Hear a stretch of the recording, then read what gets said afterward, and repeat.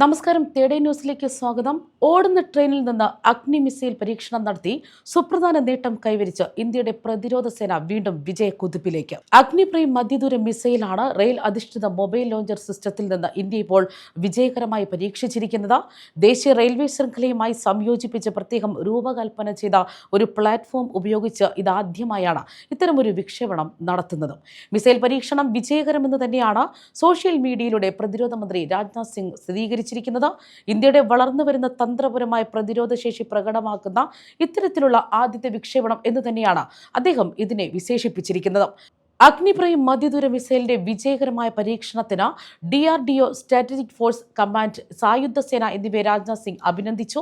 അടുത്ത തലമുറ ballistic മിസൈലായ അഗ്നിപ്രൈമിന് 2000 kilometre വരെ ദൂരപരിധിയിലുള്ള ലക്ഷ്യങ്ങളെ ആക്രമിക്കാൻ സാധിക്കുമെന്നും ഒഡീഷ ബാലസോറിലെ ഇന്റഗ്രേറ്റഡ് ടെസ്റ്റ് റേഞ്ചിലായിരുന്നു മിസൈലിന്റെ പരീക്ഷണം വിജയകരമായി പൂർത്തിയാക്കിയത്. സ്വയം പ്രതിരോധ സാങ്കേതിക വിദ്യയിൽ ഇന്ത്യ ഒരു സുപ്രധാന നാഴികക്കൽ പിന്നിട്ടതായിട്ടാണ് ഡിഫൻസ് ഡെവലപ്മെന്റ് ഓർഗനൈസേഷനും അറിയിച്ചിരിക്കുന്നത്. മാത്രമല്ല, പ്രത്യേക രൂപകൽപ്പന ചെയ്ത റെയിൽ അധിഷ്ഠിത മൊബൈൽ ലോഞ്ചറിൽ നിന്ന് തന്നെയാണ് ഈ മിസൈലിന്റെ വിക്ഷേപണം. പരീക്ഷണം അതിന്റെ എല്ലാ ലക്ഷ്യങ്ങളും നിറവേറ്റിയതായിട്ടാണ് ഉദ്യോഗസ്ഥർ വ്യക്തമാക്കുന്നത്. നിലവിൽ കുറച്ച് രാജ്യങ്ങൾക്ക് മാത്രമുള്ള ഒരു പ്രതിരോധ ശേഷിയാണ് ഇന്ന് ഇന്ത്യ സ്വന്തമാക്കിയിരിക്കുന്നതും. പ്രതിരോധ മന്ത്രി രാജ്നാഥ് സിംഗ് തന്റെ ഔദ്യോഗിക എക്സ് ഹാൻഡിലാണ് ഈ പരീക്ഷണത്തെക്കുറിച്ചുള്ള വിവരങ്ങൾ പങ്കുവച്ചിരിക്കുന്നത്.